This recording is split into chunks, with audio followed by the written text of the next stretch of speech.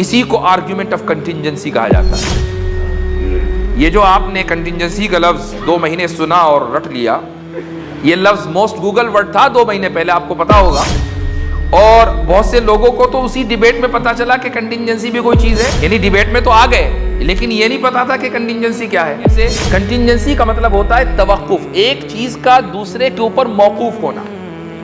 اگر ایک چیز دوسرے کے اوپر موقوف ہے، اس کو بولا جاتا ہے کہ A is contingent on B, A B کے اوپر کنٹینجنٹ ہے۔ کانا یاکلان الطعام، حضرت عیسیٰ اور ان کی والدہ کھانے پر موقوف ہیں، کھانا کھاتے ہیں۔ جب کھانے پر موقوف ہے اور کھانا مخلوق ہے تو جو چیز مخلوق پر موقوف ہوگی وہ بھی مخلوق ہوگی، اس لیے حضرت عیسیٰ مخلوق ہے، اللہ کے بیٹے نہیں۔ یہ ہے آرگیومنٹ آف کنٹینجنسی۔ اگر میں کسی کھیت میں کام کرنے والے کسان کے سامنے جا کر یہ کہوں کہ یہ آرگیومنٹ آف کنٹینجنسی ہے، تو وہ جاوید اختر کی طرح بغلے جھانکے گا، وہ بھی کہے گا بھائی میں آپ کی زبان نہیں سمجھ پا رہا ہوں، وہ یہی کہے گا نا۔ لیکن جب میں یہ کہوں گا کہ وہ کھانا کھاتے تھے اور جو کھانا کھاتا ہے وہ خدا نہیں ہو سکتا، تو ہل چلانے والا کسان، ایک بے پڑھا لکھا انسان بہت آسانی کے ساتھ یہ سمجھ لے گا کہ ہاں بھائی یہ بات بالکل صحیح ہے، معقول ہے، خدا کھانے کا محتاج نہیں ہو سکتا اور جو کھانے کا محتاج ہے وہ خدا نہیں ہو سکتا۔ یہ قرآن کا اعجاز ہے کہ بہت ہی آسان الفاظ میں وہ دلائل دے دیتا ہے۔ اسی کو وجادلہم باللتی ہی احسن کہا جاتا ہے کہ اس طریقے سے مجادلہ کیجئے کہ جو بہترین طریقہ ہو، ہر ایک کے لیے آسان ہو، ہر ایک سمجھ سکتا ہو۔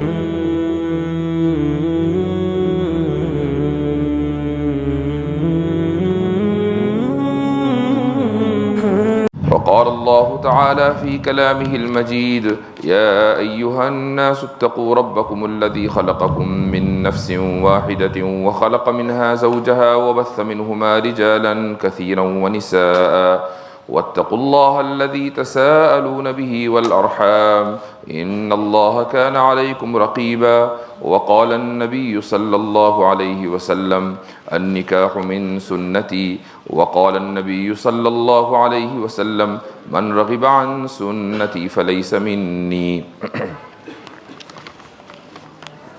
جناب حبیب الرحمن ابن جمیل احمد صاحب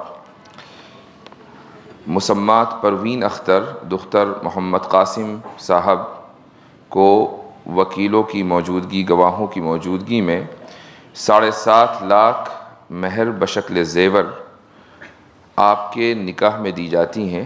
آپ کو قبول ہے؟ زور سے کہیے مجھے قبول ہے۔ ماشاء اللہ، اللہ تعالیٰ مبارک کرے۔ اور ہے پہلے اطلاع بھی نہیں دیا آپ حضرات نے، یہ کون لوگ؟ یہ عمر بھائی ہیں۔ اچھا، تو کون وکیل ہیں؟ کون کھڑے ہو جائیں، آگے آ جائیں، جتنے بھی وکیل گواہ وغیرہ آگے آ جائیں۔ ہاں وہیں رہ لیں، وہیں کھڑے ہو جائیں۔ دلہا آگے۔ یہ کیا ہے؟ ٹاک، جی جنید احمد ٹاک۔ ٹھیک۔ عائشہ الطاف، مشتاق احمد آہنگر، فیاض احمد گواہ، اچھا، اور دوسرے گواہ عادل گول، ٹھیک۔ مہر معجل، ٹھیک ہے، 35 گرام سونا بصورت زیور 50، ٹھیک۔ 2 ہے کہ 1 ہے؟ یعنی معجل بھی ہے، معجل بھی ہے؟ یہ معجل ہے، ٹھیک، 50,000 روپے معجل، ٹھیک ہے۔ جنید احمد ٹاک صاحب مسمات عائشہ الطاف بنت الطاف حسین آہنگر، ساکن کیا جگہ ہے یہ، بہرحال قاضی کن کشمیر، ان کو دونوں گواہوں اور وکیل کی موجودگی میں مہر معجل 35 گرام سونا بصورت زیور اور 50,000 روپے، اور اسی طریقے سے مہر معجل جو آپ بعد میں ادا کریں گے 50,000 روپے آپ کے نکاح میں دی جاتی ہیں۔ آپ کو قبول ہے؟ مجھے قبول کیجیے۔ ماشاء اللہ، شروع کریں۔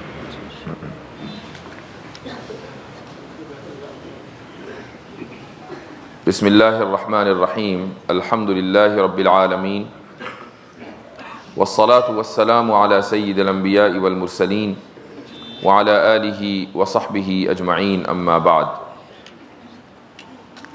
فقد قال اللہ تعالی فی کلامہ المجید قل یا ایہا الناس انی رسول اللہ الیکم جمیعا۔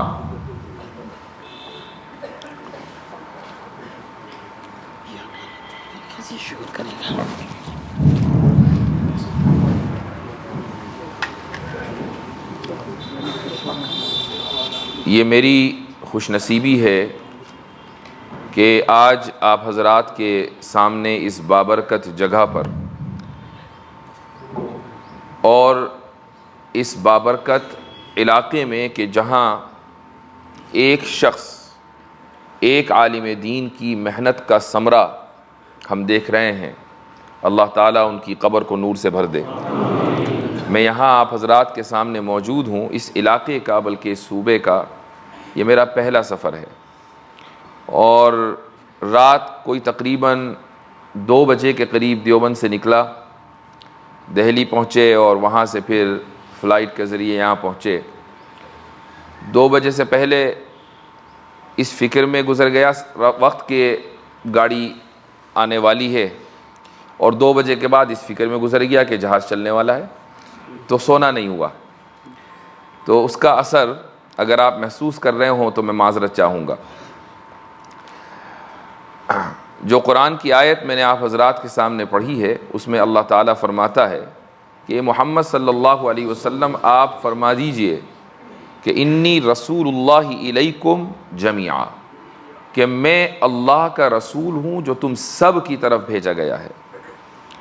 اس آیت سے ہمیں یہ پتہ چلتا ہے کہ نبی کریم صلی اللہ علیہ وسلم کی رسالت عام ہے، دیگر انبیاء کی طرح نہیں ہے کہ حضرت موسیٰ علیہ السلام کو رسول بنا کر بھیجا گیا بنو اسرائیل کی طرف، حضرت عیسیٰ علیہ السلام کو بھی رسول بنا کر بھیجا گیا بنو اسرائیل کی طرف، اور جو لوگ حضرت عیسیٰ کی رسالت پر ایمان لائے وہ عیسائی کہلائے، اور جن لوگوں نے حضرت عیسیٰ کی رسالت کو مسترد کر دیا اور حضرت موسیٰ پر بدستور ایمان رکھا وہ یہودی کہلائے۔ یہ تمام کے تمام انبیاء ایک خاص قوم یا خاص علاقے کی طرف بھیجے گئے تھے، اور قرآن کا اعلان ہے کہ دنیا میں ہر قوم کے یہاں انبیاء آئے ہیں۔ کچھ قوموں کے انبیاء کے نام ہمیں معلوم ہیں اور کچھ کے نام ہمیں معلوم نہیں ہیں۔ اس ملک میں بھی اللہ سبحانہ و تعالیٰ نے یقیناً انبیاء بھیجے ہوں گے، وہ کون ہیں کہاں ہیں تصدیق کے ساتھ یقین کے ساتھ نہیں کہا جا سکتا۔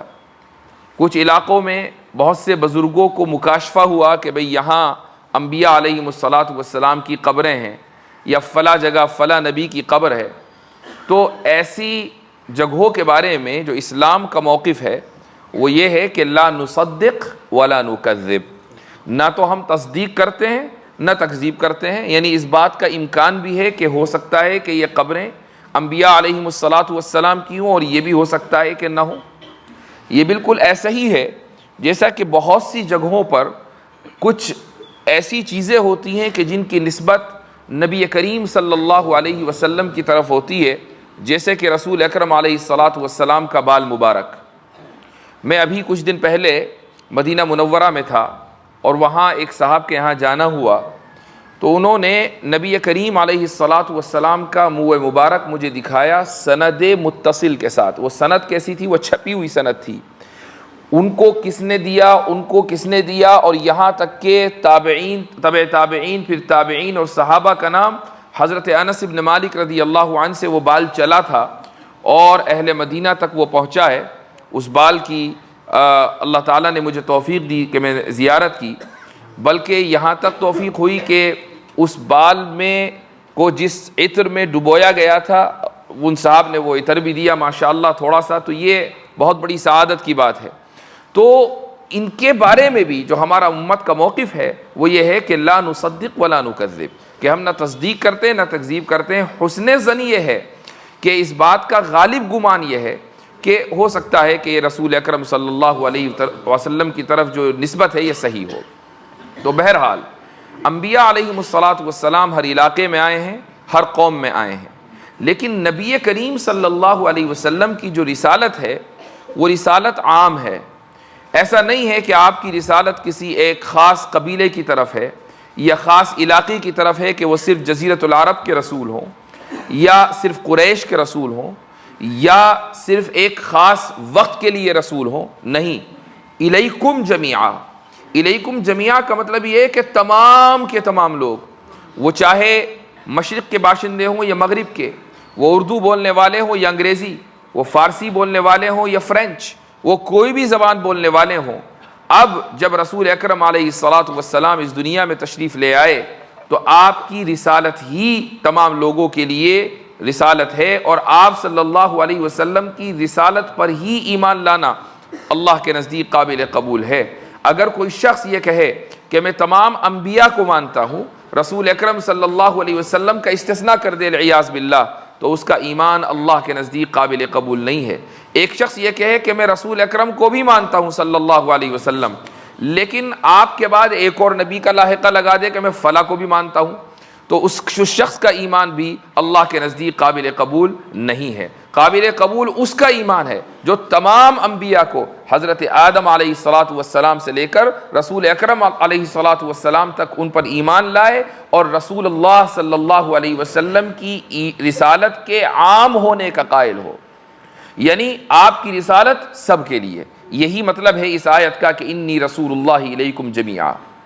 جب یہ بات ثابت ہو گئی کہ آپ صلی اللہ علیہ وسلم کی رسالت سب کے لیے ہے، تو آپ کا رحمت للعالمین ہونا بھی سب کے لیے ہے، آپ کی رحمت بھی سب کے لیے ہے۔ یہ ممکن نہیں ہے کہ رسالت تو سب کے لیے ہو لیکن رحمت کسی ایک خاص طبقے کے لیے ہو۔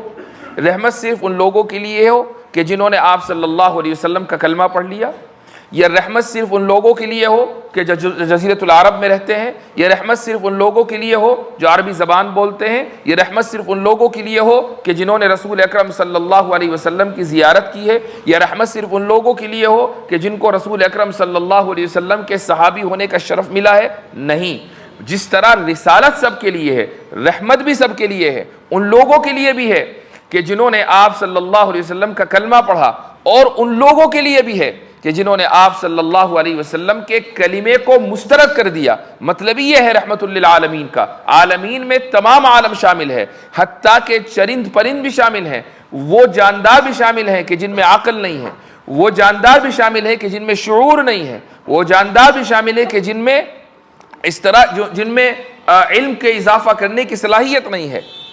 انسان کے علاوہ بھی نبی کریم صلی اللہ علیہ وسلم کی رحمت ہے، رحمت ان سب کو عام ہے۔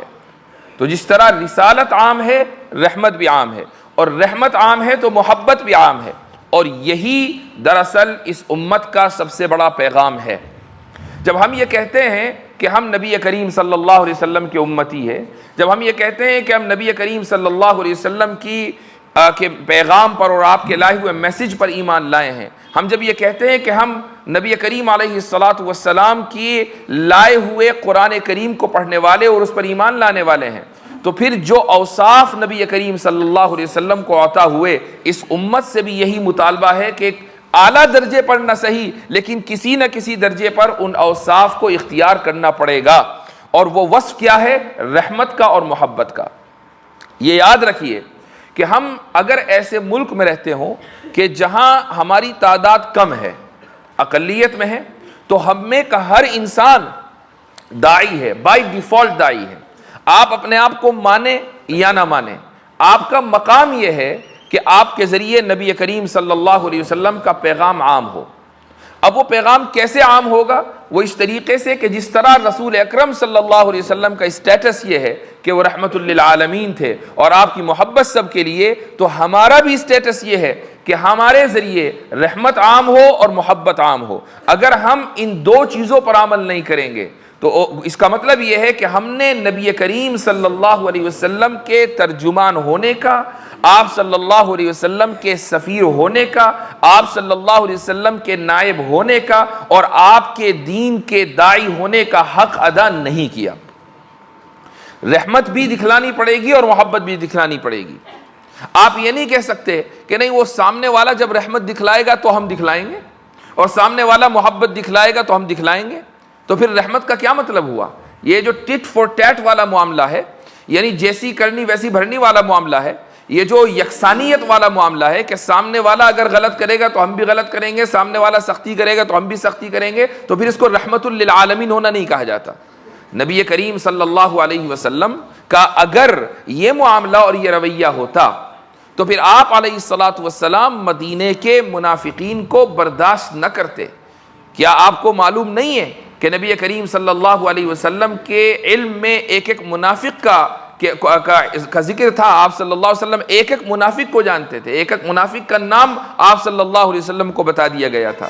یہاں تک کہ وفات کے وقت نبی کریم صلی اللہ علیہ وسلم نے حضرت حذیفہ ابن الیمان کو 12 منافقوں کے بارے میں بتا دیا تھا کہ یہ اس امت کے منافق ہیں.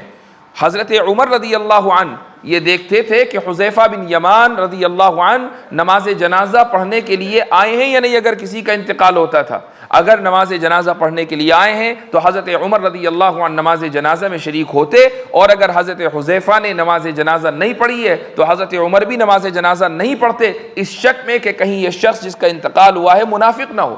اس سے یہ ثابت ہوا کہ 12 منافقین میں سے کچھ منافقین ایسے بھی تھے کہ جو رسول اکرم صلی اللہ علیہ وسلم کے بعد حضرت عمر کے زمانے تک زندہ رہے. لیکن حضرت عمر کہ جن کی تلوار ایک دم نکل جایا کرتی تھی, اور جو ایک دم رسول اکرم صلی اللہ علیہ وسلم سے اجازت طلب کرتے تھے کہ یا رسول اللہ مجھے اجازت دیجئے کہ میں اس شخص کا سر قلم کر دوں. جب خلیفہ بنے اور مکمل اختیار آیا اور یہ معلوم تھا کہ منافقین ہیں, اور یہ پتہ چل سکتا تھا حضرت حذیفہ سے کہ کون کون منافقین ہیں, اس کے باوجود حضرت عمر رضی اللہ عنہ نے ان منافقین کو سزا نہیں دی, بلکہ ان کے ان حقوق کا احترام کیا کہ جو حقوق رسول اکرم صلی اللہ علیہ وسلم ان کو دے کر گئے تھے. اس کا مطلب یہ ہوا کہ آپ صلی اللہ علیہ وسلم نے رحمت للعالمین کا جو حق ادا کیا ہے, اس حق کے تحت صرف وہ لوگ شامل نہیں تھے کہ جنہوں نے آپ کا کلمہ پڑھا, وہ لوگ بھی شامل تھے کہ جنہوں نے آپ کے کلمے کو مسترد کر دیا, اور وہ لوگ بھی شامل تھے کہ جنہوں نے جھوٹ بول کر آپ کا کلمہ پڑھا لیکن دل میں نفاق تھا اور کفر تھا. اس لیے جب ہماری حیثیت یہ ہے کہ ہم نبی کریم صلی اللہ علیہ وسلم کے امتی ہیں, تو پھر ہمیں بھی ایسے رویے کا اظہار کرنا پڑے گا کہ جن رویوں سے رحمت اور محبت چھلکتا ہو, جن رویوں سے رحمت اور محبت ٹپکتی ہو. لیکن یہاں ایک سوال ہوتا ہے, وہ سوال یہ ہوتا ہے کہ بھائی اگر نبی کریم صلی اللہ علیہ وسلم واقعی رحمت للعالمین تھے تو پھر لڑ کر تلوار کے زور پر ایک بڑی تعداد کو اسلام میں داخل کیسے کر لیا, اور یہ بھی کہہ دیا کہ امرت ان اقاتل الناس حتی یقولوا لا الہ الا اللہ, کہ مجھے تو حکم دیا گیا کہ میں لوگوں سے لڑوں یہاں تک کہ وہ اللہ کا کلمہ پڑھ لیں. تو اگر رحمت للعالمین تھے تو لڑ کر تو کلمہ نہیں تھوپا جاتا, اگر رحمت للعالمین تھے تو تلوار کے زور پر تو اپنے دین میں داخل نہیں کیا جاتا. رحمت للعالمین ہونے کا تو مطلب یہ ہے کہ محبت کے ذریعے دین کا پیغام عام کیا جائے. یہاں تلوار کے ذریعے دین کا پیغام عام ہوا ہے, حدیث صحیح ہے, مسلم میں بھی ہے, بخاری میں بھی ہے. یہ بہت مشہور اعتراض ہے. اس کا جواب جو علماء نے دیا ہے وہ بڑے واضح انداز سے دیا ہے. اور یہ یاد رکھیے کہ حدیثوں کو, آیتوں کو سمجھنے کا ایک اصول ہے, بلکہ دنیا کی ہر کتاب کو سمجھنے کا ایک ہی اصول ہے, اور وہ اصول یہ ہے کہ آپ سیاق و سباق کو, کانٹیکسٹ کو سامنے رکھیں گے. پانی اگر ہو تو تھوڑا سا. سیاق و سباق کو آپ سامنے رکھیں گے. ایک موقع پر اسلام کے خلاف اس تعلق سے اعتراضات ہوئے, اور میں نے ایک ویڈیو میں یہ بات کہی کہ بھائی اگر واقعی اسلام کے خلاف تشدد کا اعتراض ہو سکتا ہے کچھ آیتوں اور حدیثوں کو بنیاد بنا کر, تو ہم تو ریسیپی کی کتاب سے بھی دہشت گردی ثابت کر سکتے ہیں. ریسیپی کی کتاب ہوتی ہے جس میں ریسیپی لکھی ہوتی ہے, کھانے کی ترکیبیں لکھی ہوتی ہیں کہ نہاری ایسی بنے گی اور بہاری کباب ایسے بنیں گے اور بنگالی رسگلے ایسے بنیں گے, وہ سب اس میں لکھا ہوتا ہے. آپ وہاں سے بھی دہشت گردی ثابت کر سکتے ہیں, بس سیاق اور سباق کو کاٹنا ہے. تو جس کتاب کا مقصد کھانے کی ترکیبیں بتانا ہے, اس کتاب سے بہت آسانی کے ساتھ قتل و تشدد کو ثابت کیا جا سکتا ہے اگر اصول کو درکنار کر دیا جائے. تو اصول ہر کتاب کا ایک ہے, اور وہ یہ ہے کہ آپ سیاق و سباق کو سامنے رکھ کر بات کریں گے. اسی طریقے سے ایک موضوع پر جو الگ الگ احادیث آئی ہیں اور ایک موضوع پر جو الگ الگ آیات آئی ہیں, ان سب کو سامنے رکھ کر بات کریں گے.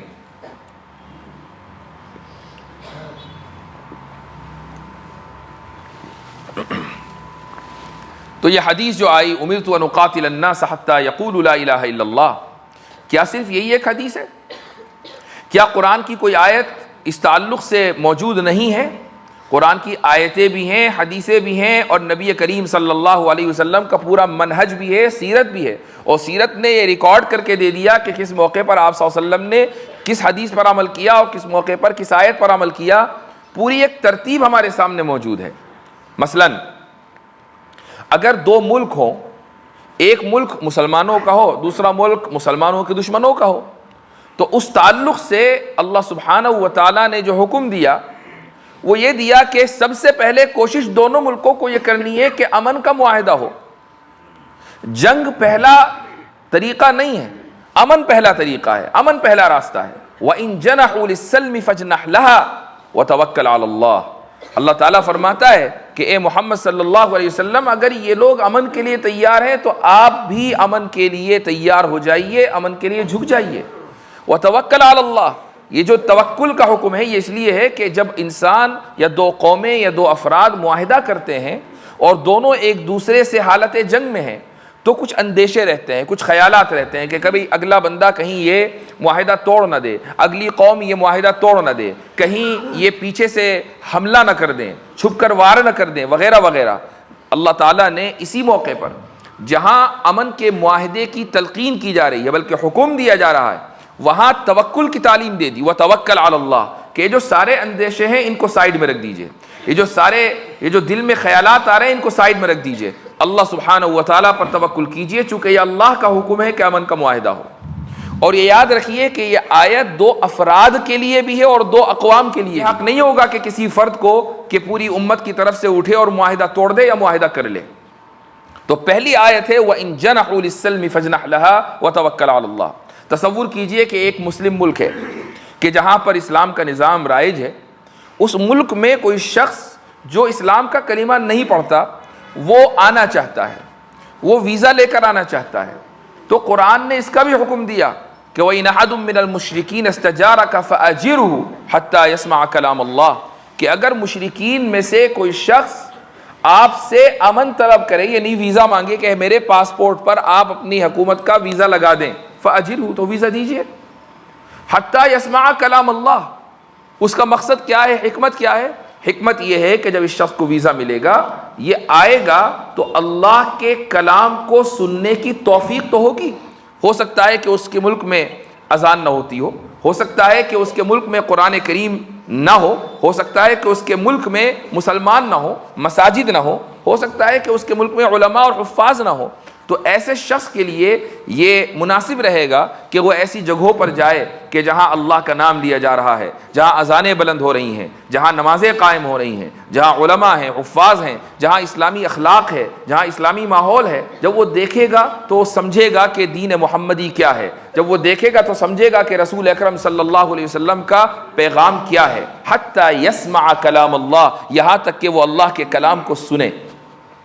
یہاں رک کر میں ایک آپ کو بات بتانا چاہتا ہوں، یہ ایک علمی بات ہے لیکن میں دیکھ رہا ہوں کہ ماشاءاللہ اس بڑے مجمع میں بہت سے علماء بھی ہیں، اور یہ بات صرف علماء کے لیے نہیں ہے بلکہ غیر علماء کے لیے بھی ہے، سبھی کے لیے ہے. ہماری تاریخ میں ایک فرقہ گزرا ہے معتزلہ کا. معتزلہ اس بات کے قائل تھے کہ اللہ کا کلام مخلوق ہے، کریٹڈ ہے، اللہ کا کلام اس کی صفت نہیں ہے. یہ معتزلہ کا موقف تھا. اور یہ یاد رکھیے ہمارے ایک استاد تھے نور اللہ مرقدہ، حضرت مولانا مفتی سعید پالنپوری، ان کا ابھی چند سال پہلے انتقال ہوا. وہ ایک بات کہتے تھے اور بالکل حرف بحرف صحیح. وہ یہ فرماتے تھے کہ اگر ایک مرتبہ امت میں کوئی فرقہ جنم لے لے تو اس کے اثرات ہمیشہ باقی رہتے ہیں، یہ ممکن نہیں ہے کہ وہ مکمل ختم ہو جائے.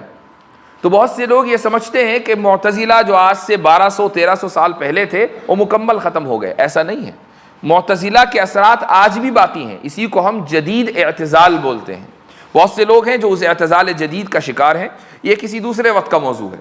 لیکن یہاں یہ بتانا ہے کہ معتزلہ کا موقف یہ رہا ہے کہ اللہ کا کلام، کلام اللہ مخلوق ہے، کریٹڈ ہے، یہ اللہ کی صفت نہیں ہے.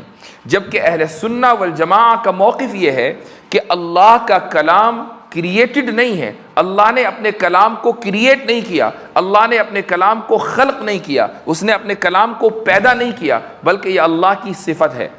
اللہ اپنی صفات کو پیدا نہیں کرتا، چونکہ اگر اللہ کی صفات مخلوق ہو تو پھر اللہ کو بھی مخلوق ماننا پڑے گا، اور اس کی وجہ یہ ہے کہ جب صفت مخلوق ہے تو موصوف بھی مخلوق، اگر صفت مخلوق ہوگی تو موصوف بھی مخلوق، اور اللہ کی صفت کلام اللہ اگر اس کو کریٹڈ مان لیا تو پھر اللہ کو بھی مخلوق ماننا پڑے گا، اور جو مخلوق ہے وہ اللہ نہیں ہو سکتا، وہ خدا نہیں ہو سکتا۔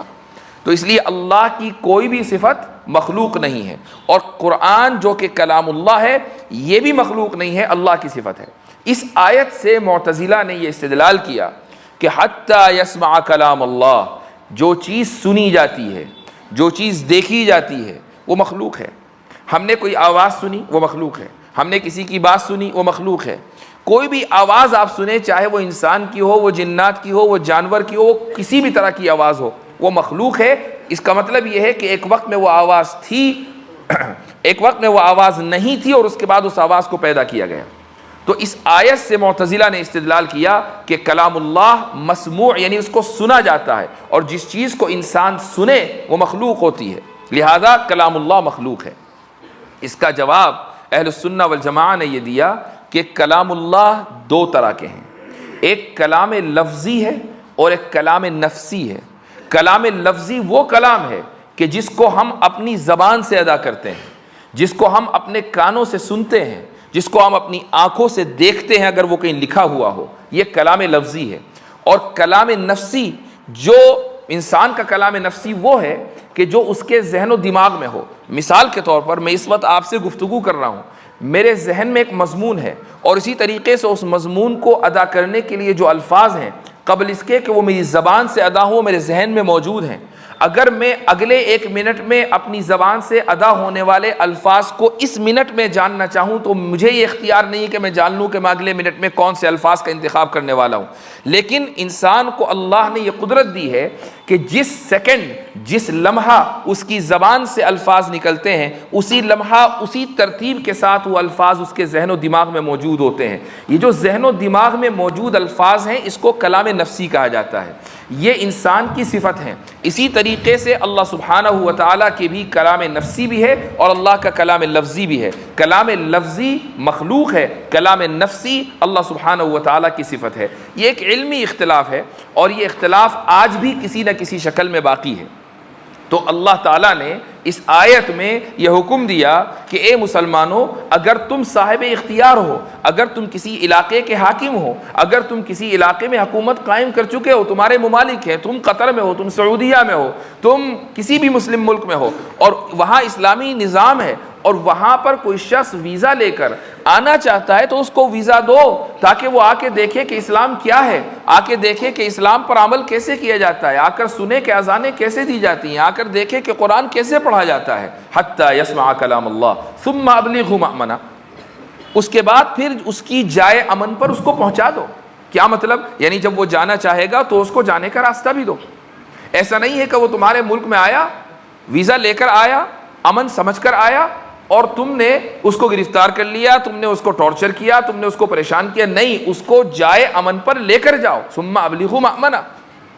تو کیا اگر کسی کافر کے لیے، کسی غیر مسلم کے لیے یہ حکم ہوتا کہ تلوار کے زور پر اس کو اسلام میں داخل کرنا ہے، تو یہ تو بہت اچھا موقع تھا کہ ایک آدمی کو باہر سے پکڑ کر لاؤ اور اس کو جیل کی یا تلوار کی دھمکی دو اور اس کو اسلام میں داخل کر لو۔ لیکن اللہ تعالیٰ کہہ رہا ہے کہ نہیں، ثم ابلغوا مأمنہ، اس کو اس کی جائے امن یعنی جہاں سے آیا ہے وہاں سے عزت، احترام اور امن کے ساتھ لے کر جانا ہے۔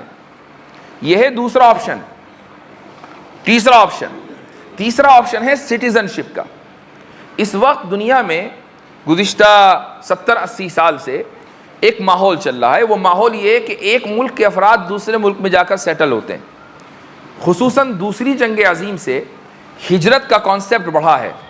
آپ یقیناً سنتے ہوں گے کہ مغربی ممالک میں بہت بڑی تعداد میں مسلمان آباد ہیں۔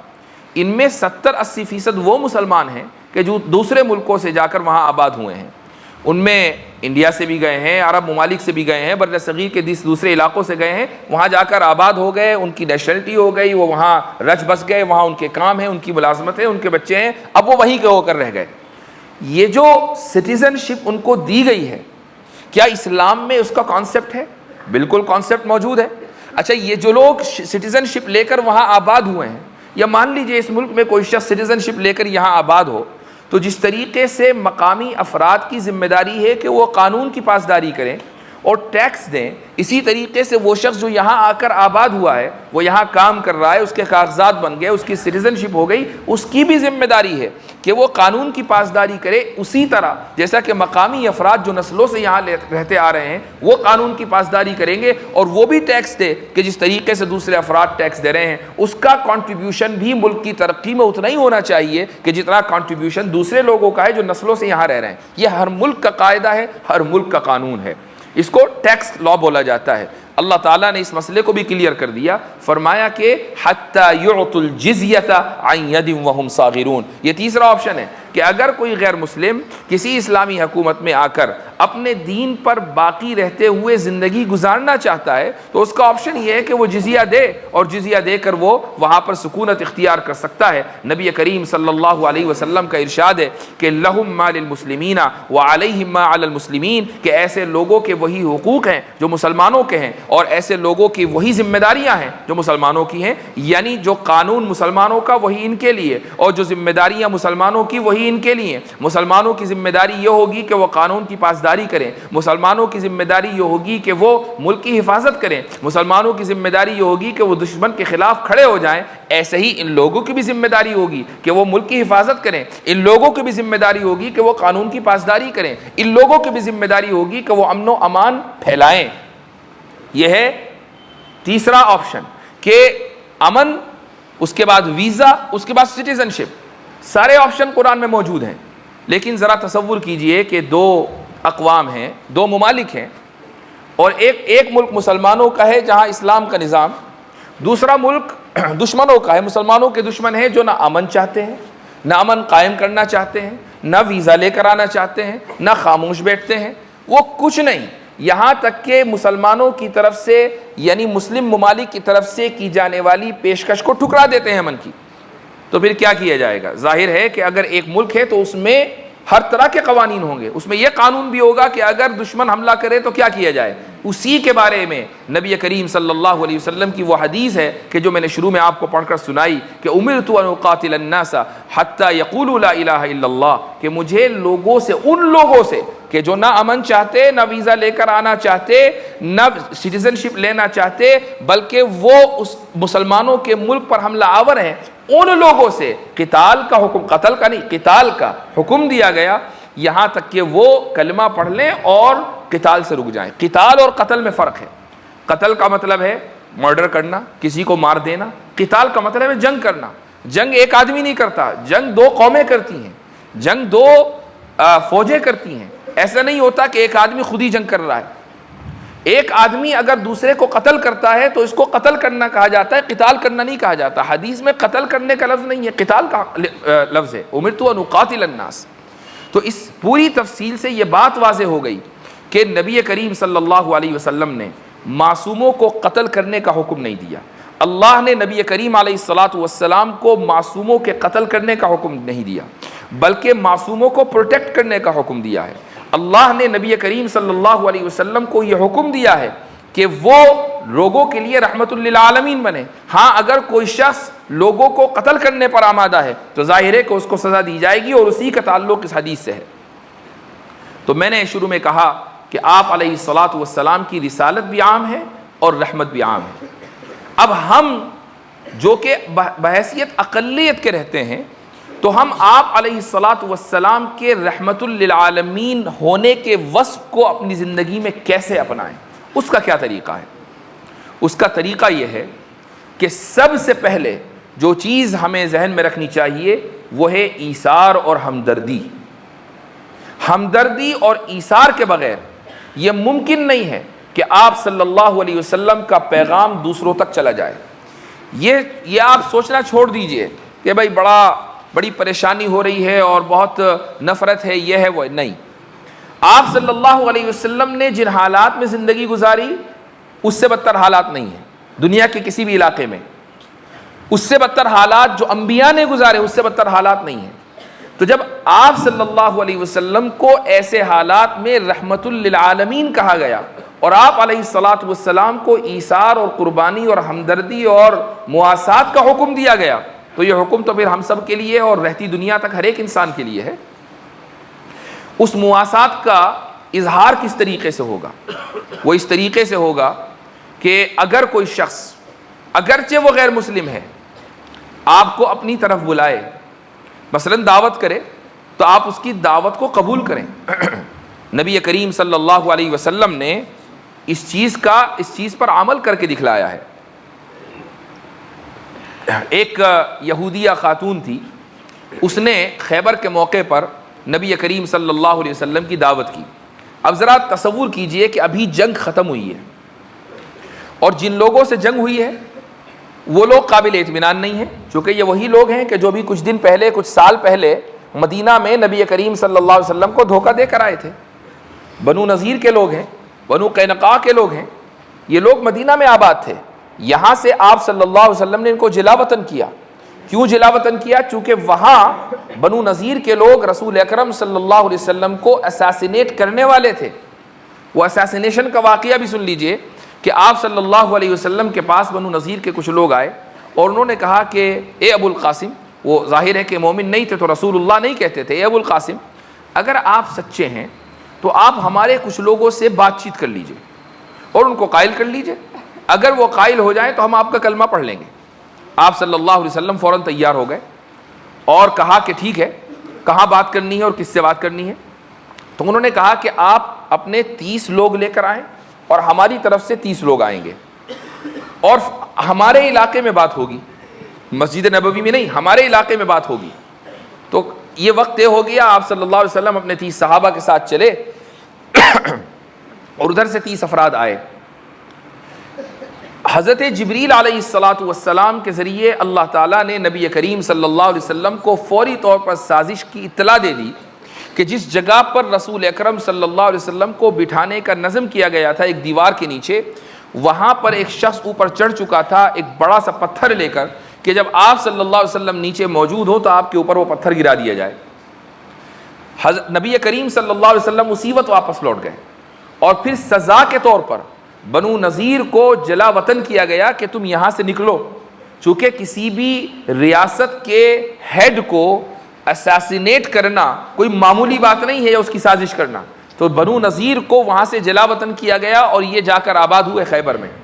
اب چند سالوں کے بعد 2-3 سال کے اندر خیبر کا معرکہ ہوا، خیبر میں ان لوگوں کو شکست ہوئی اور یہاں پر ایک یہودیہ آپ صلی اللہ علیہ وسلم کی دعوت کرنا چاہتی ہے۔ کوئی اور ہوتا تو وہ یہ کہتا کہ بھائی تم تو پہلے بھی قتل کا ارادہ کر چکے ہو، تم سے ابھی ہم جنگ سے فارغ ہوئے ہیں، تم شکست خوردہ قوم ہو، تمہاری دعوت کیسے قبول کریں؟ نبی کریم علیہ السلام نے فوراً دعوت قبول کر لی۔ اور یہاں پر بھی یہ لوگ اپنی فطرت سے باز نہیں آئے۔ وہ عورت ایک بکری کا بھنا ہوا گوشت لے کر آئی جس میں اس نے بڑی تعداد میں زہر ملا رکھا تھا۔ نبی کریم صلی اللہ علیہ وسلم کے سامنے یہ کھانا رکھا گیا، ایک صحابی نے اس کا لقمہ بنایا اور اپنے منہ میں رکھ لیا۔ نبی کریم صلی اللہ علیہ وسلم کے بھی منہ مبارک میں وہ لقمہ پہنچا، لیکن حلق میں نہیں اترا تھا کہ جبریل علیہ السلام نے اطلاع دے دی کہ یہ کھانا زہر آلود ہے۔ وہ صحابی کھا چکے تھے، نگل چکے تھے، لہٰذا زہر نے ان صحابی کے اوپر اثر کیا اور 2-1 دن میں ان صحابی کی شہادت ہو گئی۔ نبی کریم صلی اللہ علیہ وسلم کو چونکہ اطلاع ہو چکی تھی تو آپ علیہ السلام نے اس کو فوراً تھوک دیا۔ آپ صلی اللہ علیہ وسلم نے لوگوں کو بلایا، یہودیوں کو، کہ تم اپنی حرکت سے باز نہیں آئے، یہ بتاؤ کہ اس کھانے میں زہر تھا یا نہیں تھا؟ تو وہ لوگ آئے اور کہنے لگے کہ ہاں اس خاتون نے زہر ملایا ہے، اور اس کی وجہ یہ ہے کہ اے محمد صلی اللہ علیہ وسلم، اے ابو القاسم، اگر آپ اللہ کے رسول ہیں تو اللہ تعالیٰ آپ کی حفاظت کرے گا، اور اگر اللہ کے رسول نہیں ہے تو اللہ تعالیٰ ہمیں آپ سے چھٹکارا دلا دے گا، اس لیے ہم نے یہ کام کیا۔ نبی کریم صلی اللہ علیہ وسلم نے اس موقع پر بھی ان سے اپنی ذات کے لیے انتقام نہیں لیا، لیکن اللہ کا کرنا یہ تھا کہ وہ صحابی کے جنہوں نے گوشت نگل لیا تھا ان کی شہادت ہو گئی، ان کا انتقال ہو گیا، اس لیے اس عورت کو قصاصاً قتل کیا گیا۔ اب اسلامی قانون اس کے اوپر نافذ ہوا، قصاصاً قتل کیا گیا۔ یہودیوں کو اس کی سزا نہیں دی گئی کہ تم سارے کے سارے اس سازش میں شریک تھے لہٰذا سب کو قتل کیا جائے گا، ایسا نہیں ہوا۔ یہ ہے مواسات کی ایک بہت بڑی مثال کہ ایک مرتبہ نہیں 2 مرتبہ اساسینیشن اٹیمپٹ ہوئے اور نبی کریم علیہ السلام ہر مرتبہ معاف کر دیں۔ یہ ہے وتوکل علی اللہ کا نمونہ، یہ ہے وتوکل علی اللہ کا اظہار کہ اللہ نے حکم دیا ہے امن قائم کرنے کا تو امن قائم کریں گے، جو اندیشے ہیں، خدشے ہیں اور جو خیالات ہیں ان کو درگزر کر دیا جائے گا۔ آپ صلی اللہ علیہ وسلم نے زندگی کے مختلف موقع پر اس کا اظہار کیا ہے اور امت کو تعلیم دی ہے۔ اسی طریقے سے اگر آپ یہ دیکھیں کہ آپ کے محلے میں، آپ کے ارد گرد، آپ جہاں کام کرتے ہیں وہاں پر جہاں بھی کوئی غیر مسلم بیمار ہے اور آپ جانتے ہیں اس شخص کو، تو آپ اس کی عیادت کریں۔ عیادت کرنا اس مریض کا حق ہے، اور آپ صلی اللہ علیہ وسلم کی یہ تعلیم ہے کہ ایثار اور ہمدردی کے تحت ہم غیر مسلموں تک نبی کریم صلی اللہ علیہ وسلم کا یہ پیغام پہنچائیں کہ آپ رحمت للعالمین کیسے تھے۔ ایک یہودی لڑکا نبی کریم صلی اللہ علیہ وسلم کی خدمت کیا کرتا تھا، تو کچھ دن ہوئے کہ وہ بیمار ہو گیا، آپ صلی اللہ علیہ وسلم کے پاس نہیں آیا۔ اب آپ ذرا تصور کریں کہ یہ مسجد نبوی ہے، یہاں صحابہ کرام موجود ہیں، حضرت انس بن مالک بطور خادم موجود ہیں، اور ایک خادم نہیں، ہر صحابی خادم ہے، اور ہر صحابی جان نثار کرنے کو تیار ہے۔ اس کے باوجود ایک یہودی لڑکا آپ صلی اللہ علیہ وسلم کے پاس آ کر بیٹھتا ہے اور آپ کی خدمت کرتا ہے۔ اگر اندیشے ہوتے، اگر خوف ہوتا، اگر یہ ہوتا کہ نہیں ان لوگوں پر ٹرسٹ نہیں کرنا ہے، ان لوگوں کو اپنے قریب نہیں لانا ہے، تو کیا وجہ تھی کہ نبی کریم علیہ الصلاۃ والسلام اس یہودی لڑکے کو مسجد میں آنے کی اجازت دیتے؟ کیا وجہ تھی کہ آپ صلی اللہ علیہ وسلم اس کو اپنے قریب رکھتے؟ اور جب وہ بیمار ہو گیا اور کچھ دن نہیں آیا تو آپ صلی اللہ علیہ وسلم پریشان ہوئے اور پریشان ہو کر اس کے گھر گئے اور اس کی عیادت کی۔ وہ بستر پر لیٹا ہوا تھا اور اس کا آخری وقت چل رہا، وہ جانتا تھا کہ اس لڑکے پر کس طرح رسول اکرم صلی اللہ علیہ وسلم کی زندگی کا اثر ہوا ہے، تو اس نے اشاروں میں اس لڑکے کو اجازت دی اور اس نے نبی کریم صلی اللہ علیہ وسلم کا کلمہ پڑھا، اور آپ صلی اللہ علیہ وسلم بڑے خوش ہو کر اس گھر سے نکلے، چونکہ وہ لڑکا کہ جس سے آپ صلی اللہ علیہ وسلم کو تعلق ہو گیا تھا، آنا جانا تھا، خدمت تھی، وہ لڑکا اب آپ صلی اللہ علیہ وسلم کا امتی بن گیا تھا۔ آپ روز جزا، روز قیامت اس شخص کے حق میں گواہی دے سکتے تھے۔ آپ صلی اللہ علیہ وسلم بہت خوش تھے، لیکن یہ کس لیے ہوا؟ یہ اس لیے ہوا کہ آپ نے اس کی عیادت کی۔ اگر عیادت کے لیے نہ جاتے اور یہ سوچتے کہ بھئی غیر مسلم ہے، میرا کلمہ نہیں پڑھتا، دشمن قوم کا ہے، تو میں کیوں جاؤں اس کی عیادت کرنے کے لیے، تو کیا وہ شخص مسلمان ہوتا؟ کیا وہ شخص صحابی بنتا؟ کیا وہ شخص جنت کا حقدار ہوتا؟ کیا اس شخص کے لیے نبی کریم صلی اللہ علیہ وسلم گواہی دے سکتے تھے روز جزا؟ وہ رسول اکرم، وہ حضرت ابراہیم اپنے والد کے لیے، اپنے باپ کے لیے گواہی نہیں دے سکتے، چونکہ باپ کفر کی حالت میں مرا تھا، تو پھر آپ صلی اللہ علیہ وسلم اس شخص کے حق میں گواہی کیسے دے سکتے تھے؟ لیکن اس نے کلمہ پڑھ لیا اور آپ علیہ الصلاۃ والسلام کی گواہی کا مستحق ٹھہرا۔ اسی طریقے سے اگر ہم یہ دیکھیں کہ کوئی غیر مسلم کا انتقال ہو گیا ہے، آپ صلی اللہ علیہ وسلم نے ایسے موقع پر بھی رہبری کی ہے کہ جنازے کا احترام کیا ہے۔ کسی نے کہا کہ یا رسول اللہ یہودی کا جنازہ ہے، غیر مسلم کا جنازہ ہے، آپ کیوں کھڑے ہو رہے ہیں؟ آپ نے فرمایا کہ ان فیہ لنفسا، کہ یہ بھی تو ایک جان تھی، جس طریقے سے تمہارے اندر جان ہے اس کے اندر بھی ایک محترم جان تھی، وہ جان چلی گئی تو یہ بھی احترام کا مستحق ہے۔ اس لیے اس طریقے سے مختلف طریقوں سے آپ صلی اللہ علیہ وسلم نے اس امت کو، صحابہ کرام کو اور صحابہ کرام کے واسطے سے تابعین و تبع تابعین اور ان کے واسطے سے پوری امت کو یہ تعلیم دی ہے کہ غیر مسلموں سے کس طریقے سے سلوک کرنا ہے، تمام اندیشوں کو سائیڈ لائن کر کے، تمام پریشانیوں کو سائیڈ لائن کر کے، چونکہ رحمت للعالمین ہونے کا تقاضا یہی ہے۔ اگر امتی بننا ہے اور دعویٰ ہے رسول اکرم صلی اللہ علیہ وسلم کے امتی ہونے کا، تو ان اوصاف کو اختیار کرنا پڑے گا کہ جو اوصاف رسول اکرم صلی اللہ علیہ وسلم کے تھے۔ اسی طریقے سے ایک دوسری چیز کہ جو رحمت للعالمین کے ضمن میں ہے وہ ہے مجادلہ۔ مجادلہ کے معنی ہے حسن و خوبی کے ساتھ گفتگو کرنا، اپنی بات دوسروں تک پہنچا دینا، ڈائلاگ کرنا۔ جس طریقے سے ہم مختلف معاملات میں ڈائلاگ کرتے ہیں، ہم سماجی معاملات میں ڈائلاگ کرتے ہیں، ہم سیاسی معاملات میں ڈائلاگ کرتے ہیں، ہم ہر طرح کے شادی کیسے ہوگی اور ولیمہ کیسے ہوگا، رخصتی کیسے ہوگی وغیرہ وغیرہ، ہر موقع پر ہمارے یہاں ڈائلاگ ہے، تو دین کے معاملات میں بھی ڈائلاگ ہے۔ اسی کو کہا گیا کہ وَجَادِلْهُمْ بِالَّتِي هِيَ أَحْسَنُ، کہ جو بہترین طریقہ ہے اس طریقے سے اے محمد صلی اللہ علیہ وسلم ان سے ڈائلاگ کیجئے، ان سے مجادلہ کیجئے۔ مجادلہ کا مطلب چیخنا چلانا نہیں ہے، مجادلہ کا مطلب ناراض ہونا نہیں ہے، مجادلے کا مطلب یہ نہیں ہے کہ ایک شخص نے آپ سے سوال کیا اور آپ سینے چڑھا لیں، مجادلے کا مطلب ہرگز یہ نہیں ہے کہ ایک شخص آ کر آپ پر اعتراض کرے، سوال نہیں، اعتراض کرے اور آپ ناراض ہو جائیں، ہرگز مجادلے کا مطلب یہ نہیں ہے۔ مجادلے کا مطلب یہ ہے، حسن و خوبی کے ساتھ مجادلے کا مطلب یہ ہے کہ سامنے والے کو حتی الامکان مطمئن کرنے کی کوشش کیجیے۔ قرآن کریم کی آیتیں، نبی کریم صلی اللہ علیہ وسلم کی احادیث بھری پڑی ہیں اس انداز سے کہ اللہ نے ایسے ایسے دلائل دیے ہیں کہ جس سے انسان بالکل مطمئن ہو جاتا ہے، لیکن شخص یہ ہے کہ وہ نیوٹرل ہو کر ان آیتوں کو پڑھے اور ان آیتوں کو سمجھے۔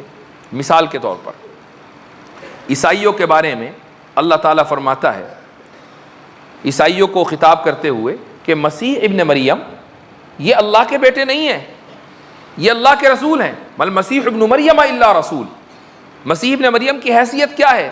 رسول ہونے کی، اللہ کا بیٹا ہونے کی حیثیت نہیں ہے۔ اس کے بعد آگے اللہ نے ایک دلیل دی ہے، وہ دلیل یہ ہے کہ مسیح اور ان کی ماں کانا یاکلان الطعام، کھانا کھاتے تھے۔ اب کوئی آدمی یہ کہے کہ کھانا کھاتے تھے، اس سے یہ کیسے ثابت ہوا کہ اللہ کے رسول تھے اور اللہ کے بیٹے نہیں تھے؟ کھانا کھانا کیسے دلیل بنا؟ یہ ہے قرآن کا اعجاز کہ بس 2-3 لفظوں میں پوری بات کہہ دی۔ اب جتنے دوسرے فلسفی ہیں وہ کسی ایک دلیل کو دینے کے لیے مشکل فلسفیانہ اصطلاح گڑھیں گے، پھر اس کے بعد صغرا کبرا، فرسٹ پریمس، سیکنڈ پریمس، اس کے بعد رزلٹ نکالیں گے اور کہیں گے لو بھائی بات ثابت ہو گئی۔ قرآن نے ایک لفظ میں کانا یاکلان الطعام۔ اب ایک شخص جو کھیت میں کام کر رہا ہے، ایک شخص جو لیب میں کام کر رہا ہے، ایک شخص جو میڈیکل فیلڈ کا ہے یا انجینئرنگ کا ہے، ہر آدمی یکساں انداز سے اس آیت کو سمجھ سکتا ہے کہ جو کھانا کھائے گا وہ کھانے کا محتاج ہوگا، جبھی تو کھانا کھائے گا۔ کھانا اس کی ضرورت ہے، اور جو کسی ضرورت کے اوپر موقوف ہو وہ کبھی بھی خالق نہیں ہو سکتا، چونکہ خالق کی کوئی بھی ضرورت نہیں ہے کہ جس کے اوپر موقوف ہو۔ اللہ کا اگر کوئی بیٹا ہوگا تو وہ بھی خدائی میں شریک ہوگا، جس طریقے سے ایک انسان کا بیٹا انسانیت میں شریک ہے اپنے باپ کے ساتھ۔ ایسا نہیں ہے کہ ایک شخص کے یہاں بیٹا ہوا لیکن وہ بیٹا نہیں ہے، انسان نہیں ہے، وہ بکری ہے، بکری کا بچہ ہے، نہیں، وہ بھی انسانی ہے۔ بیٹا اگر کسی کے یہاں ہوا تو انسانیت میں شریک ہے، انسانیت ہی میں نہیں، جائیداد میں بھی شریک ہے، جائیداد میں نہیں، اوصاف میں بھی، کمالات میں بھی، بلکہ رنگ و نسل میں بھی اور شباہت میں بھی، کتنی ساری چیزوں میں وہ شریک ہے۔ آپ بہت سی مرتبہ ایک شخص کو دیکھ کر پہچان لیتے ہیں کہ فلاں کا بیٹا ہے، ایک شخص کو دیکھ کر پہچان لیتے ہیں فلاں قوم کا ہے، ایک شخص کو دیکھ کر پہچان لیتے ہیں کہ فلاں علاقے کا ہے۔ یہ کیسے پتہ چلتا ہے؟ یہ مشابہت سے پتہ چلتا ہے۔ تو جب انسانوں میں ہے تو خدا میں بھی ایسے ہی ہوگا، تو اگر خدا کا کوئی بیٹا ہوگا تو خدائی میں شریک ہوگا، وہ خدا کے رحمان ہونے میں بھی شریک ہوگا، خدا کے غفار ہونے میں بھی شریک ہوگا، وہ خدا کے منصف ہونے میں بھی شریک ہوگا، وہ خدا کے خالق ہونے میں بھی شریک ہوگا، وہ ہر چیز میں شریک ہوگا۔ تو جس طریقے سے خدا کھانے کا محتاج نہیں ہے، ایسے ہی خدا کا بیٹا بھی کھانے کا محتاج نہیں ہوگا۔ لیکن حضرت عیسیٰ کھانا کھاتے تھے، یعنی کھانے کے محتاج تھے، تو جب وہ محتاج تھے تو خدائی میں شریک نہیں ہو سکتے، اور جب خدائی میں شریک نہیں ہو سکتے تو خدا کے بیٹے بھی نہیں ہو سکتے۔ اب یہ پوری دلیل کانا یاکلان الطعام، 3 لفظ ہے، کانا ایک لفظ، یاکلان دوسرا، طعام تیسرا، 3 لفظوں میں اللہ تعالیٰ نے ایک مضبوط دلیل دے دی۔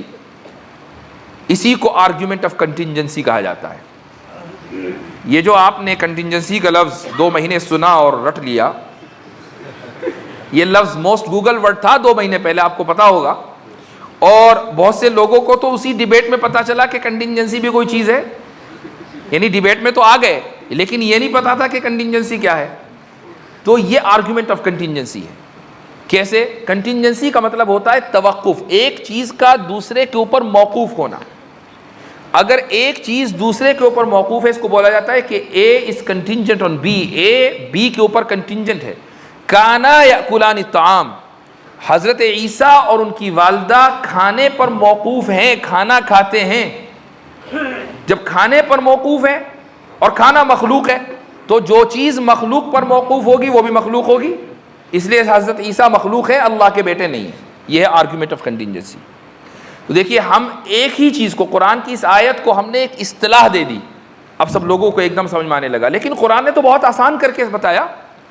اگر میں کسی کھیت میں کام کرنے والے کسان کے سامنے جا کر یہ کہوں کہ یہ آرگیومنٹ آف کنٹینجنسی ہے تو وہ جاوید اختر کی طرح بغلے جھانکے گا، وہ بھی کہے گا بھائی میں آپ کی زبان نہیں سمجھ پا رہا ہوں، وہ یہی کہے گا نا۔ لیکن جب میں یہ کہوں گا کہ وہ کھانا کھاتے تھے اور جو کھانا کھاتا ہے وہ خدا نہیں ہو سکتا، تو ہل چلانے والا کسان ایک بے پڑھا لکھا انسان بہت آسانی کے ساتھ یہ سمجھ لے گا کہ ہاں بھائی یہ بات بالکل صحیح ہے، معقول ہے، خدا کھانے کا محتاج نہیں ہو سکتا، اور جو کھانے کا محتاج ہے وہ خدا نہیں ہو سکتا۔ یہ قرآن کا اعجاز ہے کہ بہت ہی آسان الفاظ میں وہ دلائل دے دیتا ہے۔ اسی کو وجادلہم باللتی ہی احسن کہا جاتا ہے کہ اس طریقے سے مجادلہ کیجئے کہ جو بہترین طریقہ ہو، ہر ایک کے لیے آسان ہو، ہر ایک سمجھ سکتا ہو۔ اللہ تعالیٰ صرف یہی نہیں، بہت سی جگہوں پر مختلف انداز سے دلیلیں دیتا ہے۔ دلیل توحید میں وہ یہ کہتا ہے کہ لو کان فیہما آلہۃ الا اللہ لفسدتا، کہ اگر کائنات میں، اگر آسمان اور زمین میں ایک خدا کے علاوہ دوسرے بھی معبود ہوتے، ایک خدا کے علاوہ دیگر خدا بھی ہوتے، لفسدتا، تو یہ پورا کا پورا نظام درہم برہم ہو چکا ہوتا۔ اب قرآن نے یہاں بات ختم کر دی۔ ہر ایک آدمی سمجھ سکتا ہے کہ ہاں بات تو صحیح ہے کہ یہ نظام درہم برہم نہیں ہوا۔ درہم برہم نہیں ہونے کا مطلب یہ ہے کہ خدا ایک ہے، دو نہیں ہے۔ چونکہ جہاں دو مختار ہوں گے وہاں دونوں اپنے اختیار کا استعمال کریں گے، اور جب دونوں اپنے اختیار کا استعمال کریں گے تو نظام کولیپس ہو جائے گا۔ کسی ایک ملک میں دو سربراہ نہیں ہو سکتے، کسی ایک ادارے کے دو محتمم نہیں ہو سکتے، کسی ایک کمپنی کے دو ڈائریکٹر نہیں ہو سکتے، دو پریزیڈنٹ نہیں ہو سکتے، دو سی ای او نہیں ہو سکتے۔ ایک دکان کے دو مالک ہوں گے تو بھی جھگڑے کا امکان رہتا ہے۔ مان لیجئے آپ ایک دکان کھولیں اور پارٹنرشپ میں کھولیں، تو دونوں پارٹنرز کو قربانی دینی پڑے گی، تبھی پارٹنرشپ باقی رہے گی۔ وہ قربانی کس چیز کی ہوگی؟ 50% کی۔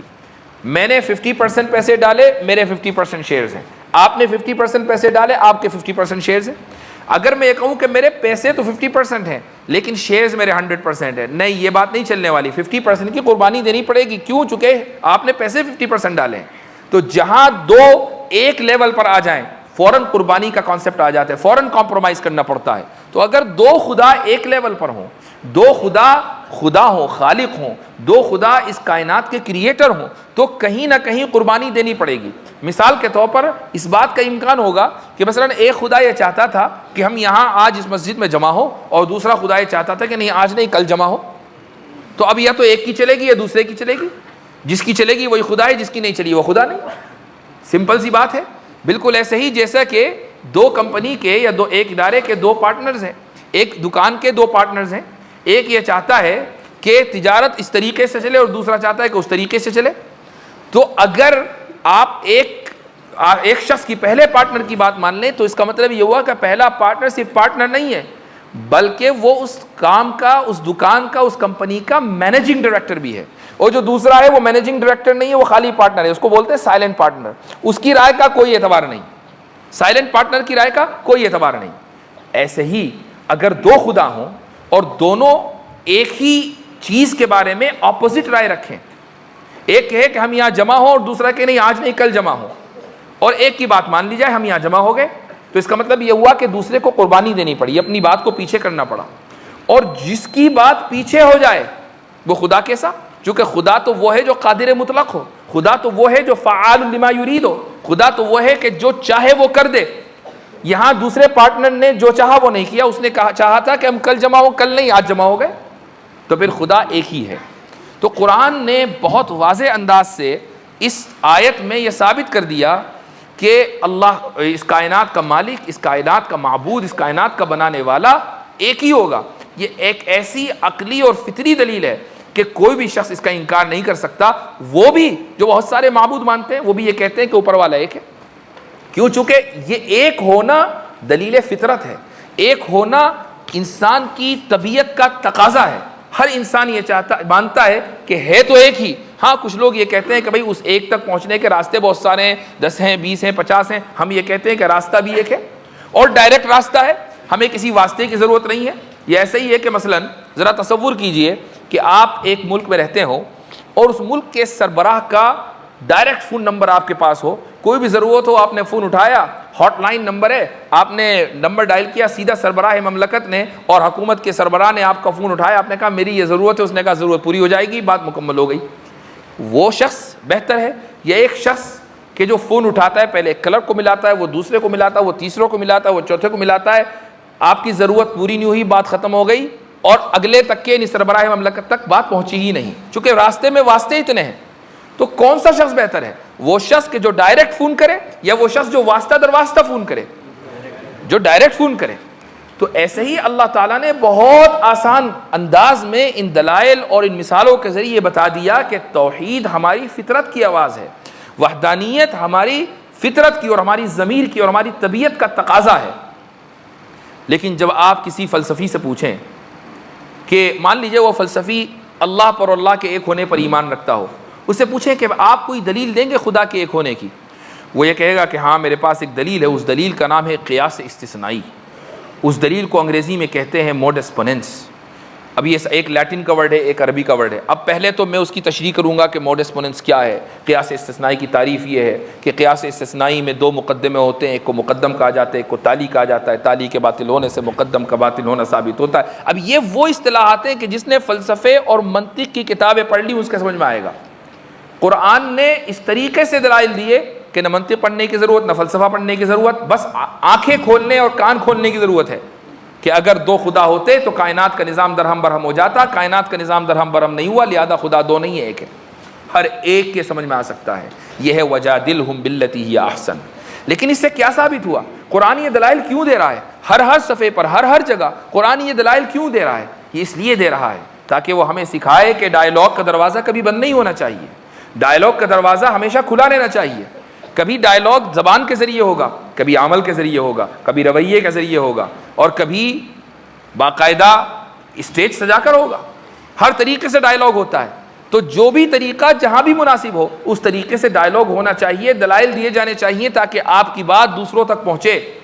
اگر ہم رسول اکرم صلی اللہ علیہ وسلم کے دین کے ایمبیسڈر ہیں، اگر رسول اکرم صلی اللہ علیہ وسلم کے دین کے داعی ہیں، اور بائی ڈیفالٹ ہم میں ہر ایک آدمی داعی ہے، اگر ہم رسول اکرم صلی اللہ علیہ وسلم کے لائے ہوئے پیغام کے نام لیوا ہیں، آپ کے اوپر ایمان رکھتے ہیں، قرآن کریم پر ایمان رکھتے ہیں، اور رسول اکرم صلی اللہ علیہ وسلم کی سنت کو مانتے ہیں، سیرت کو پڑھے ہوئے ہیں، یہ جانتے ہیں کہ رسول اکرم علیہ الصلوۃ والسلام نے پوری زندگی جو کام کیا وہ کام تھا دعوت کا، وہ کام تھا رحمت کا، وہ کام تھا دوسروں سے محبت کا، وہ کام تھا دوسروں کو اللہ کی رحمت میں لانے کا، وہ کام تھا دوسروں کو اللہ کے راستے پر چلانے کا، وہ کام تھا جنت کے راستہ دکھانے کا، تو پھر ہماری بھی یہ ذمہ داری ہے کہ ہم رسول اکرم صلی اللہ علیہ وسلم کے دکھلائے ہوئے اس راستے پر چلیں، مواسات بھی کریں اور ڈائیلاگ بھی کریں، تب جا کر ہم یہ کہہ سکتے ہیں کہ ہاں ہم رسول اکرم صلی اللہ علیہ وسلم کے امتی ہیں، ورنہ صرف دعویٰ ہی رہے گا، اور دعویٰ بغیر کسی دلیل کے، دعویٰ بغیر کسی دلیل کے قابل قبول نہیں ہے۔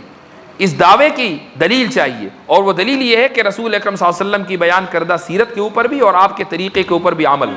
تو میرے بھائیوں اور میری بہنوں، یہاں بہنیں بھی جمع ہیں، تو یہ ضروری ہے کہ ہم آپ صلی اللہ علیہ وسلم کی عمومی رسالت کا جس طریقے سے اعلان کرتے ہیں، تو آپ کی عمومی رحمت کا بھی اور آپ کی عمومی محبت کا بھی ہم اپنے رویوں اور اپنے الفاظ اور اپنے کلمات سے اعلان کریں۔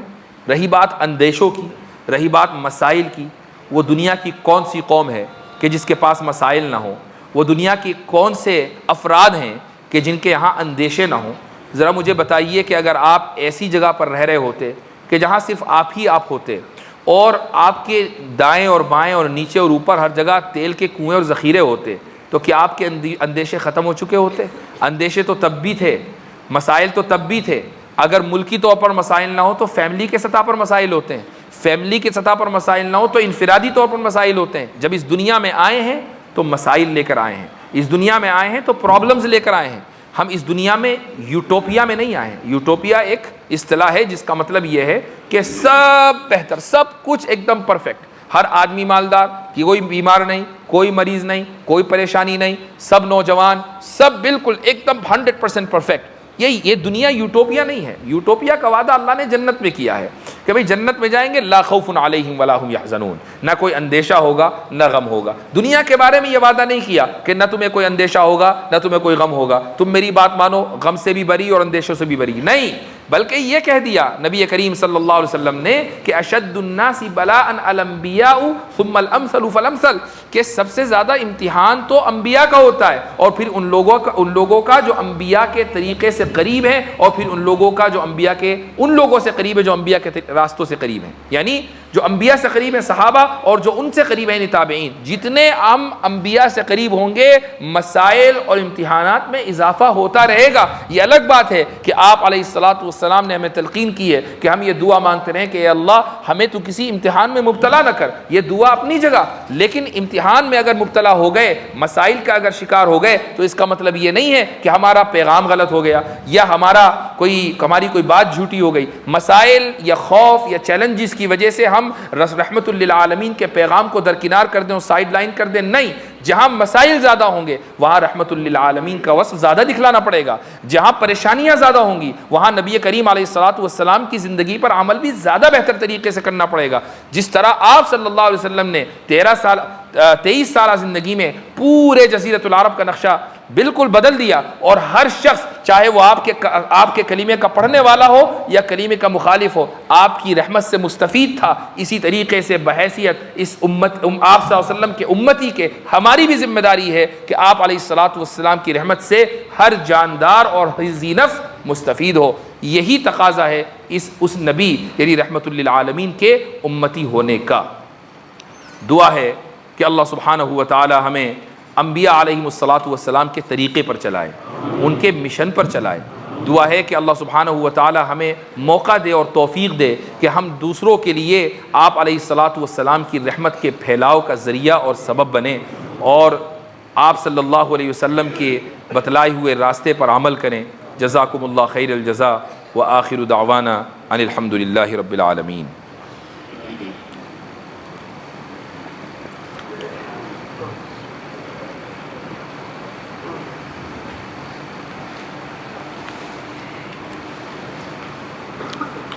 اچھا دعا کر لیجئے۔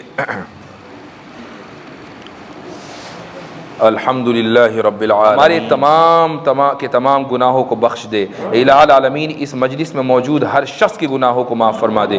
الہ العالمین جو لوگ یہاں آنے سے رہ گئے، ان کو معلوم تھا کہ مجلس تھی لیکن اس کے باوجود نہیں آ پائے، یا جن کو نہیں معلوم تھا ان تمام کے تمام لوگوں کے گناہوں کو بخش دے۔ الہ العالمین ہم میں جو بیمار ہیں ان کو شفاء کاملہ عاجلہ مستمرہ عطا فرما۔ الہ العالمین ہمارے علاقوں میں، ہمارے ملکوں میں اور اس دنیا میں امن و امان کو پھیلا دے۔ الہ العالمین بہت مسائل ہیں، بہت پریشانیاں ہیں، بہت چیلنجز ہیں۔ الہ العالمین ان تمام مسائل سے ہمیں چھٹکارا دلا دے۔ اے اللہ ہم تیرے نبی محمد صلی اللہ علیہ وسلم کے نام لیوا ہیں۔ الہ العالمین اس نام لیوا ہونے کا مطلب یہ نہیں کہ اللہ تو ہمیں مسائل سے دوچار کر دے، اللہ ہمیں مسائل سے بچا لے، اے اللہ ہمیں کسی بھی امتحان میں نہ ڈال۔ ہمارے اندر یہ قدرت نہیں ہے، یہ اختیار نہیں ہے، اللہ ہمارے اندر یہ طاقت نہیں ہے کہ ہم ان مسائل کو جھیل سکے۔ اے الہ العالمین ہمیں ان امتحانات سے نکال، ان مسائل سے نکال۔ اے الہ العالمین ہم میں جو قرض دار ہیں ان کا قرض ادا کرنے کی توفیق عطا فرما، ان کو اتنے وسائل دے دے کہ ان کا قرضہ ادا ہو جائے۔ اے الہ العالمین یہ جو ادارے ہیں، یہ مساجد ہیں، یہ مدارس ہیں، ان کی حفاظت فرما۔ اے اللہ یہ دین کے قلعے ہیں، ان دین کے قلعوں کی حفاظت فرما، ان دین کے قلعوں میں پڑھنے والوں کی حفاظت فرما، پڑھانے والوں کی حفاظت فرما۔ اللہم اجعلنا ہادین و مہدیین، اے اللہ ہمیں ہادی اور مہدی بنا، ہمارے ذریعے ہدایت کا چرچہ عام کر دے، ہمیں دوسروں کے لیے ذریعہ ہدایت بنا اور دوسروں کے لیے ہمیں قابل قبول بنا۔ سبحان ربک رب العزت عما یصفون وسلام علی المرسلین والحمد للہ رب العالمین۔